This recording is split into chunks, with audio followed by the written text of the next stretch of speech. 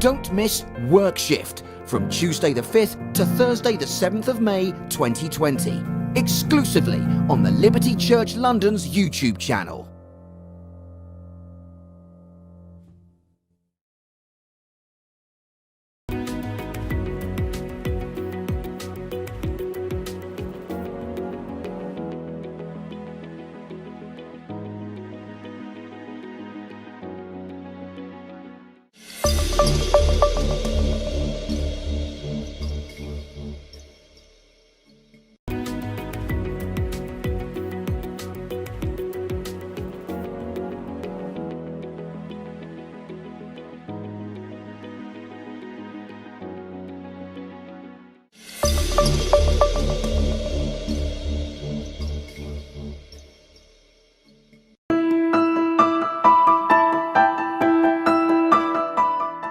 Vome Aghoghovbia-Gafaar is the founder of Ignite Energy Africa, a knowledge and innovation hub to shape the future of energy. She has diverse experience working in the energy industry, from working as an energy specialist at Bulb, the UK's fastest growing energy company, to working as a management consultant. She has also worked at different companies such as British Petroleum, ExxonMobil and Google. Vome is a first-class Masters in Engineering Chemical Engineer from University College London. She has an MSc in Global Management of Natural Resources and was awarded a Young Engineers Award for Technical Breakthrough by the Institution of Chemical Engineers, IChemE. Vome is an author. She runs a social enterprise called the Sparkle Initiatives and co-founded Devise, a food and drinks brand, with her sisters. Welcome your keynote speaker, Vome Aghoghovbia-Gafaar.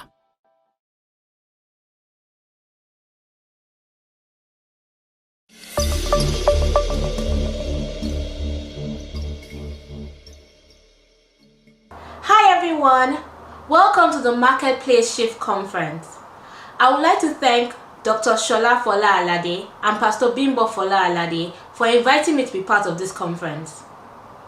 So we're in the middle of a pandemic and the world as we know it has changed. Also in the last few weeks we have seen an OPEC-Russian price war. We have seen energy demand fall to levels that have never been seen since World War II. And we have seen the US oil price turn negative. It is safe to say that the energy industry that emerges from this crisis is going to be very different to the one before it. My name is Vome Aghoghovbia-Gafaar and I'm going to talk to you today about the effects of COVID-19 on the energy industry. A brief introduction. I'm the founder of Ignite Energy Africa, a knowledge and innovation hub to help shape the future of energy in Africa and globally. Prior to that, I worked as an energy specialist at Bulb, the UK's fastest growing energy company. I worked as a management consultant for energy companies in the UK and have prior work experience at ExxonMobil and BP. I studied chemical engineering at UCL. I have an MSc in Global Management of Natural Resources, and my research has won the Young Engineers Award, is awarded by the Institute of Chemical Engineers. Finally, I'm very passionate about energy and I think it's such an exciting industry to be in. So I'm going to talk about the energy industry in general, the effects of COVID-19 on different parts of the industry, and opportunities that are going to come out of this pandemic. First of all, the energy industry in general. The energy industry is a very dynamic, exciting industry. Things are always changing, things are always happening. I'm going to touch on three different parts of the energy industry about how it relates to life. The first point is that energy runs the world, literally. We have seen that even during a pandemic, we need energy to power hospitals, we need it to deliver food to our homes, we need it for our TikTok videos, we need it to watch the news, we need it to communicate with people. And so energy is very vital to modern day society. And that's why whether you're in the energy industry, an energy investor, or just a consumer of energy, it's very important to understand what's happening to the industry. Energy is also vital for economic growth. The second point is that even before this pandemic, the energy industry was going through ongoing transition. I will explain what that is. So there's something called the energy challenge or the energy trilemma, which the industry has been going through. Global population is estimated to grow to about 9 billion by 2040. The world is expected to keep on being urbanized, and also there's going to be a growth of the middle class. All of this means that we will need more heat, more power, more modes of transportation. And the global demand for energy is forecasted to double by 2050. So this creates a challenge because we need to balance energy security, environmental sustainability, and energy equity. Starting with energy security, you see, we need to make sure there's enough supply of energy to meet that growing demand. But the second point creates a challenge because environmental sustainability means that we have to generate energy in a way that's good for the environment. So predominantly, we have generated energy from fossil fuels, coal, oil, gas. But we are finding that burning fossil fuels is releasing carbon emissions into the environment and causing global warming and causing climate change. So we need to meet this growing energy demand, but we can't necessarily do it in the way we have always done it. We need to find ways to meet the demand in ways that are also good for the environment. Now brings in the third challenge. Not only do we need to meet this growing energy demand, not only does it have to be good for the environment, we also need to make sure that there's energy equity. So this energy is accessible to people all over the world and is also affordable. And so this is the challenge the energy industry was going through even before the pandemic. The third point is that energy industry is very dynamic. Things are always changing, things are always happening. There's always so much innovation. So we're seeing hydrogen cars coming up. People are trying to do electric cars, hydrogen fuel stations, electric scooters, electric planes. So much is happening within the industry. And so this pandemic came, and it was unprecedented, unexpected, came out of nowhere, and it has challenged a lot of industries and disrupted a lot of things. And then when you combine a pandemic like this to an energy industry which was already going through deep ongoing change, which was already so dynamic and things are moving so fast, and you combine them together, you create even more uncertainty, more challenges, but also so much more opportunities. And so now I'm going to talk about the effects of COVID-19 on different parts of the energy industry. I'm going to start with oil. So with oil, we have seen a dual shock from the supply and demand side for oil. Starting with demand. So demand for oil has dropped to levels that we haven't seen since World War II. Why is that? The first reason is that passenger air flights are a major consumer of oil. And between February and March, we saw a drop in air travel by about 88%. So with that, planes are grounded, people are not flying, and so demand for oil has reduced. Second point, most people are working from home, learning from home, people are not going out. And so often cars are not being used as much. So people are not buying as much petrol, as much diesel as well. And so that also has created a lower demand for oil.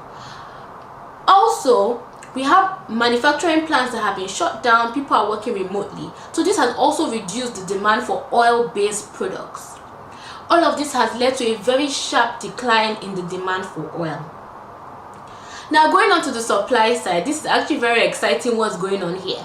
So because OPEC saw that demand for oil has dropped a lot, so they decided to cut supply, so cut production to cut supply. So there's a good balance between demand and supply. However, Russia refused to cut oil production for their own reasons. Saudi Arabia then responded by cutting their oil prices and increasing oil production. And this has led to an oil price war between Russia and OPEC. What this led to was a drop in oil prices, very sharp drop in oil prices. Also, we had a low demand for oil, and because you cannot completely cut oil production, there was still so much supply, so a lot of supply and a low demand. And then because of this, we saw at some point in April that the US oil WTI dropped to a negative value. This has never been seen in the world before, never ever. And so at some point in April, an oil company would have paid you almost $40 to buy a barrel of oil. And this is because oil needs to either be transported or stored, and you can't just, you have to transport it or store it. And we saw that storage facilities were getting full. Oil companies were renting tankers to store oil. They didn't have storage facilities anymore, so they would have actually paid you to take it off their hands. But that may not have been beneficial for you either, because you will need to pay to transport it, to store it, maybe store it for 6 months when this is all over. And for it to be a wise investment, you have to make sure that the prices of oil by then would be good. So this is what has been going on the supply side as well. And so what next for the oil industry? Because oil companies don't want to keep on producing oil that they cannot sell, or oil that they cannot, even if they sell it, they will sell it for low values, for a low amount. So that's also an issue. So oil wells might be closed down. This leads to the next point as well, that a lot of oil companies may lay off staff. We have already seen companies laying off contract staff, and they have said that they may have to lay off a lot more staff. We have also seen cutting of dividends. Shell announced that they were cutting their dividends for the first time since World War II, and investors are not quite happy with this. So these are all the different things going on in the oil industry. From the consumer part, we may see that petrol and the cost of petrol might drop because of oil prices have dropped as well. And so these are the different things going on with oil. Moving on to coal. Coal is actually the hardest hit energy source from this pandemic. Why is that? China is the largest producer and consumer of coal. And this pandemic started in China, and so they had to close down a lot of their sites, a lot of stop production. Everybody was on lockdown, and so the production of coal dropped, but also the demand for coal dropped because of this as well. But also because of low gas prices and a growth in renewables, there's also been less demand for coal. Also because of mild temperatures, there's been a low demand for coal. And so what does this mean for coal? There were some coal projects that were either under construction or trying to win approval, and the effects might be that approval for these projects may not be given because demand for coal has dropped. And in addition to that, people were already protesting building more coal plants because coal is not great for the environment. So some of these projects might be cut and may not get approval moving forward. Moving on to gas.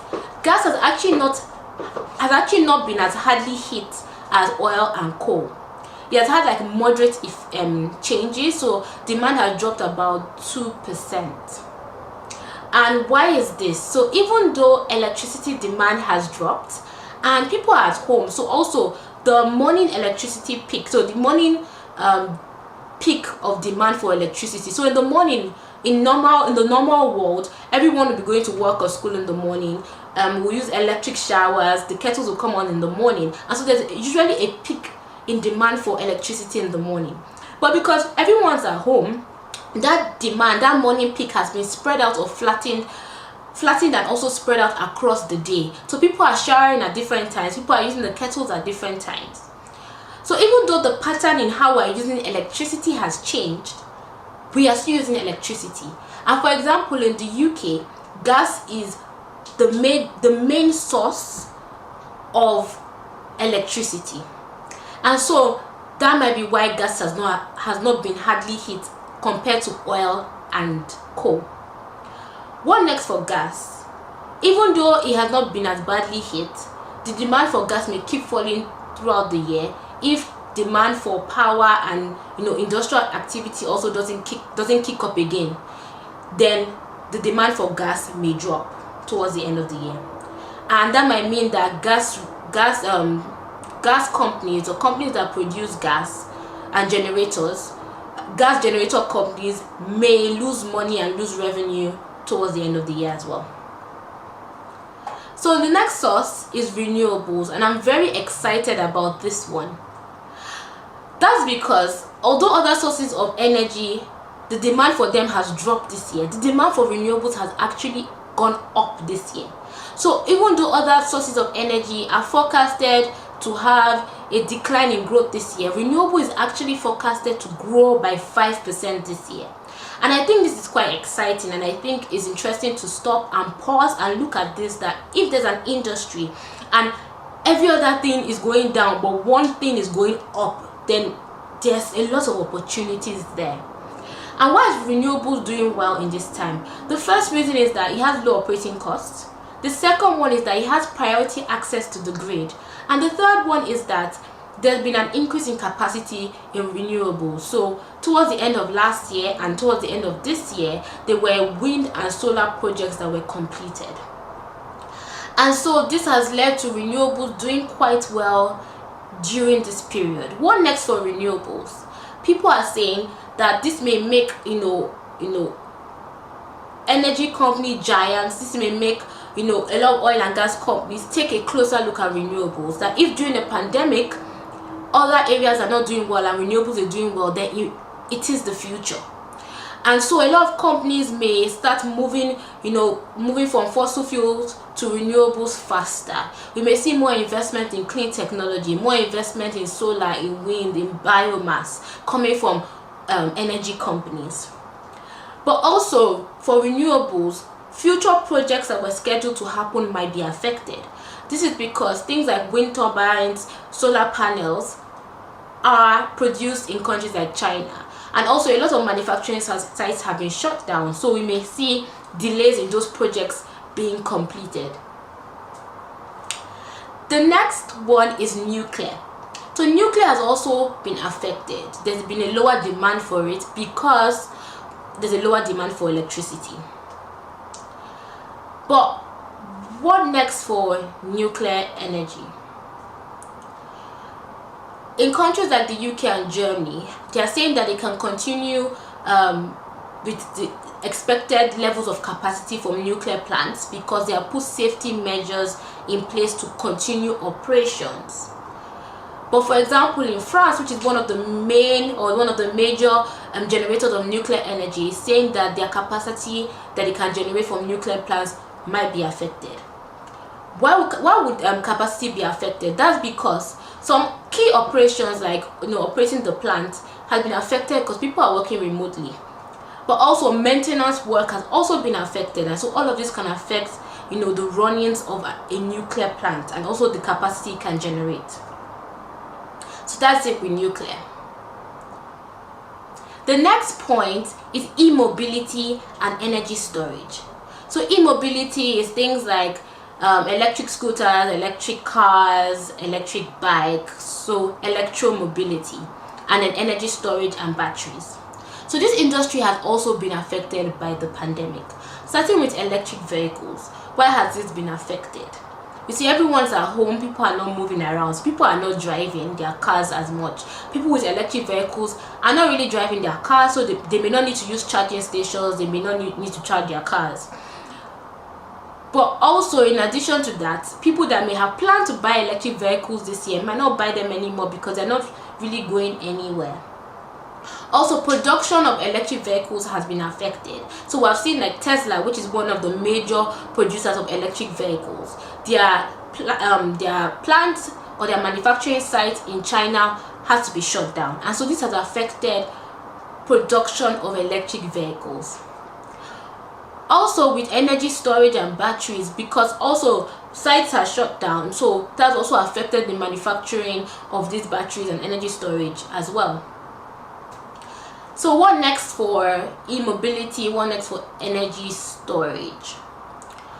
Well, there are different views on this, but because oil prices are dropping and petrol costs may drop, people are saying that people may be more reluctant to switch from a fossil fuel car to an electric vehicle. People already had concerns about switching to electric vehicles because of things like range anxiety. So that means you're scared that you're driving your car and you may stop on the road and you may not find a electric charging spot to charge your car quickly. And so there were already those concerns, and if the cost of petrol drops, people may be more reluctant to switch to electric vehicles. But also, a recession is coming. And so when there's a recession, people are not really thinking of buying cars as much. and that may affect electric vehicles as well. Now going to energy storage and batteries. So because renewables is growing, and because more companies may start to focus more on renewables, policies may start to favor renewables, that will be good for the energy storage industry, because things like solar systems, solar panels, they need energy storage, and so energy storage may grow with that industry as well. So even if batteries are affected from the electric vehicle side, they may experience a growth from the renewables side.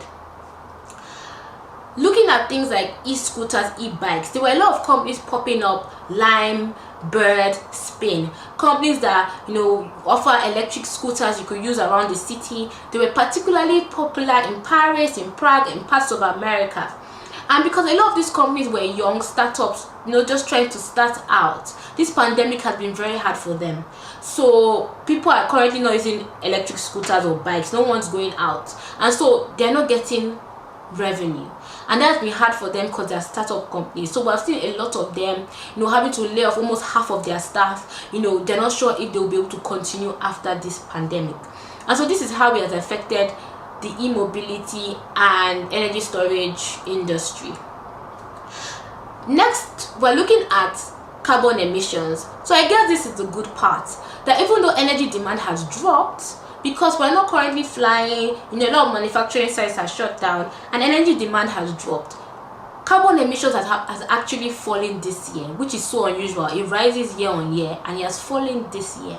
It has actually estimated to fall by about 8% this year, and that is fantastic. It's great for the environment, so that's a good part. So I've looked at different parts on how this pandemic has affected the energy industry, and I'm looking at how people think it's going to affect energy policies. The first thing to look at is that it had been forecasted that the oil demand will peak by 2023. And what the International Energy Agency is saying, that because of this pandemic, oil demand may actually peak before 2023. So they're actually saying that this pandemic may be the final kick in transitioning the energy industry from fossil fuels to renewables, which is exciting. And so this is what people are saying, that policies may start to favor renewables more, electric vehicles more. And you see, so even if petrol cars are cheaper and people still want to use them and not buy electric vehicles, the UK government might start putting policies in place like subsidies, fundings, to drive people to acquire electric vehicles, because it's better for the environment and because they want to grow the renewable sector. So they may actually put a lot of policies in place that favors that industry. The second thing is that we have seen an unprecedented alignment between G20 and OPEC, and this may be very good in the medium to long term for collaboration on policies for energy security and economic growth. The third point is that people are suggesting that clean energy should be the center of economic growth after the recession. That if we focus on clean energy opportunities in that area, it will create a lot of jobs, and it will also be good for advancements of society, economic prosperity, and technology. And so now I've spoken about the energy industry in general. I've spoken about how COVID-19 has affected different parts of the industry. Next, I'm going to talk about the opportunities, and I'm very excited about this because a lot of challenges comes a lot of opportunities, and as an engineer, I love to solve problems, so I'm excited about solving the problems that come out from this pandemic. So I'll look at opportunities in two areas. I'll look at opportunities in Africa and the opportunities in Europe. Starting with Africa, the first point is energy access. You see, energy access is important to manage a pandemic, to make sure there's quality healthcare and for good hygiene. So in some countries in Africa, we still don't have constant electricity. We still have interrupted power supply, and we even have rural places where they don't have electricity. With a pandemic where you need isolation camps, you need testing centers, you need hospitals and healthcare centers, you need 24/7 electricity in those places. So, for example, you can have someone on a ventilator, and if power is cut out, if the virus doesn't kill them, then that will kill them. And so you need 24/7 electricity in rural hospitals, in isolation camps, in hospitals, in healthcare centers as well. Also, we need electricity to pump clean water in different areas for good hygiene during this period and beyond. Also, we need an energy access to get information on the news, on social distancing, to contain a pandemic and for good global health. And so energy access across Africa is a key opportunity, and this can be done in different ways. One is solar with battery storage. How you can do this, you can deploy this to different rural communities, and this solar with battery storage can be used to power rural healthcare centers. It can be used to pump clean water in different areas, and it can be used for communication. The second one is mini grids and off-grid. So off-grid energy is energy that's generated off the main grid.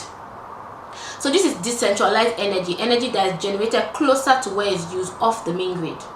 And with off-grid and mini grids, you can generate it from waste material, you can generate it from geothermal, solar, biomass, and this can be used to power isolation camps, healthcare centers, testing centers, and they are actually cleaner and more reliable than diesel generators.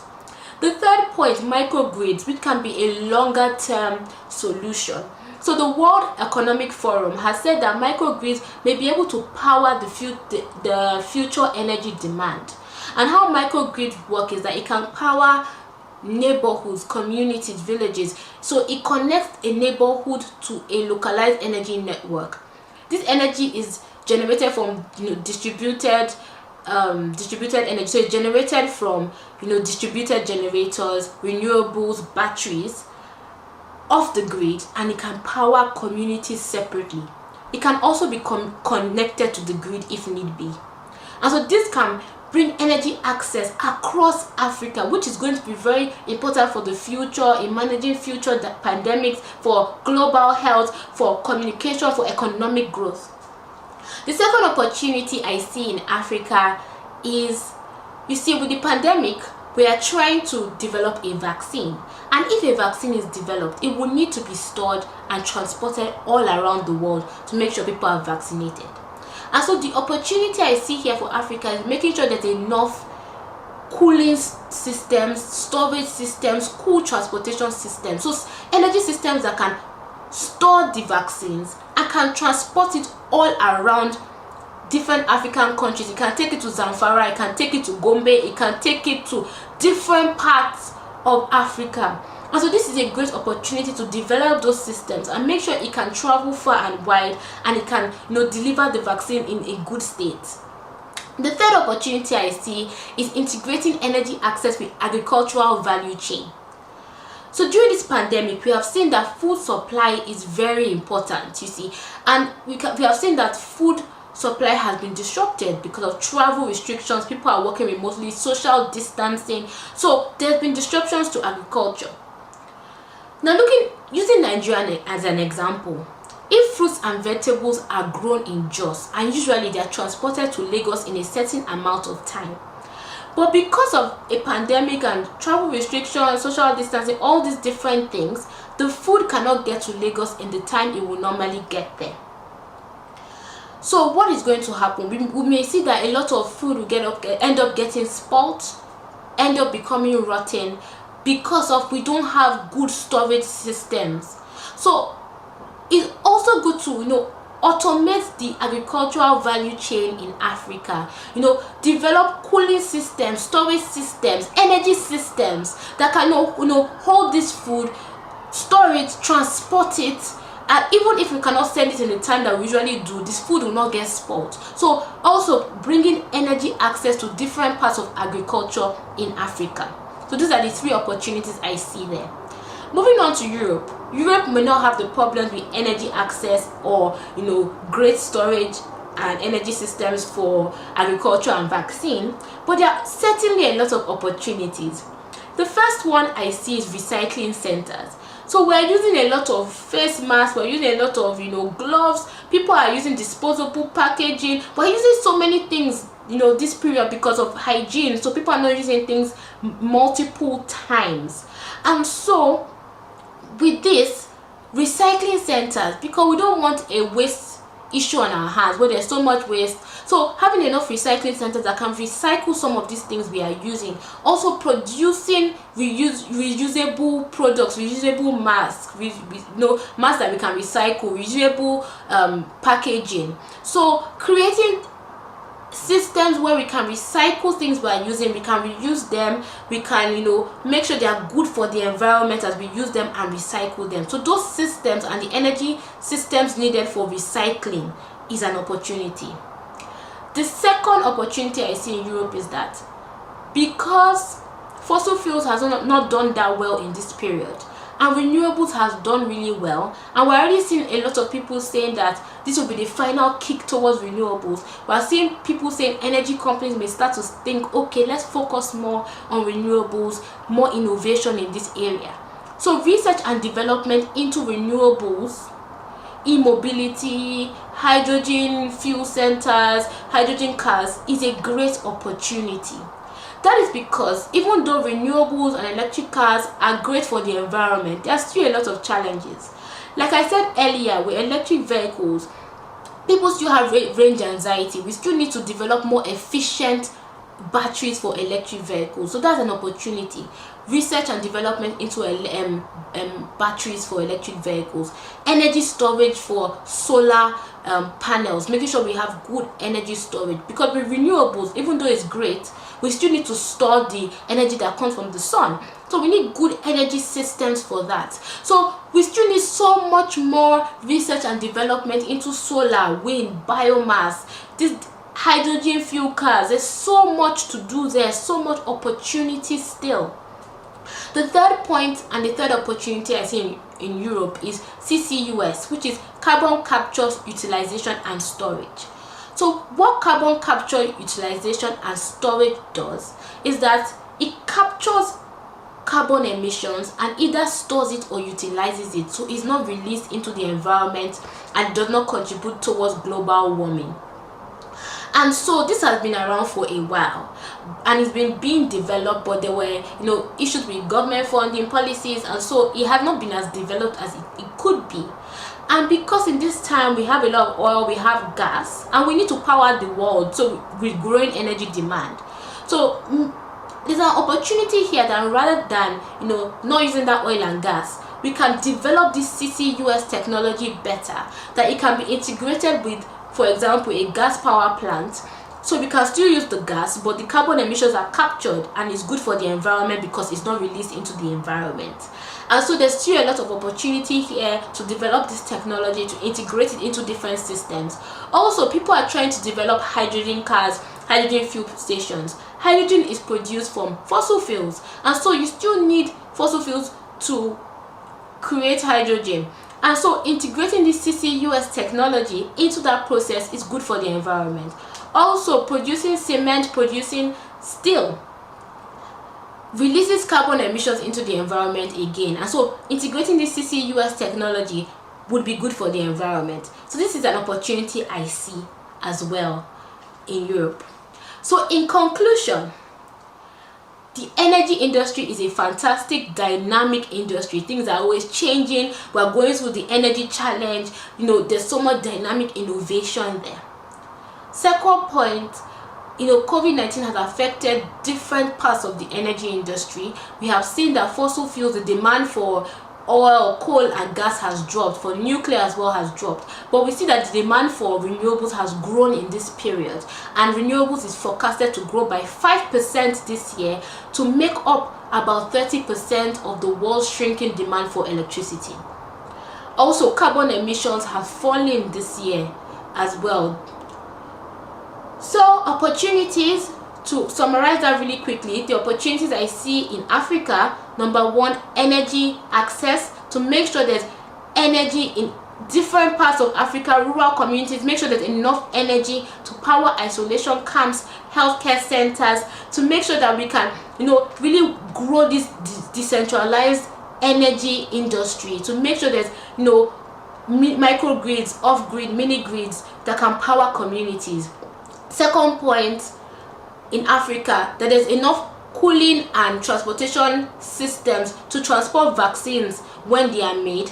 The third point is that we can integrate energy access into the agricultural value chain. So food that is produced in Jos can be, or grown in Jos, can be transported to Lagos and it will not spoil even if there's a travel restriction or another pandemic. So that can be managed better.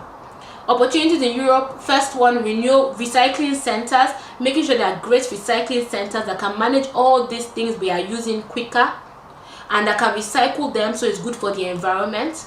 Second point, research and development into renewables and electromobility and all these alternative sources of energy, to make sure that as that area is growing, we have the technology, we have the research we need. Third point, CCUS technology, carbon capture, utilization and storage, to make sure that we do more research and development into that area as well. So if we still need to keep on using fossil fuels, we can use it in a way that is great for the environment. And so there are still so many questions people have. Would the oil demand peak before 2023? Would electric vehicles still be the transport system of the future? Would energy access be deployed across Africa? The truth is that no one knows. But what we can say for certain is that the energy industry that is going to emerge from this pandemic is going to be very different from the one before it. And energy is definitely an exciting place to be. Thank you so much for listening. Have a good day.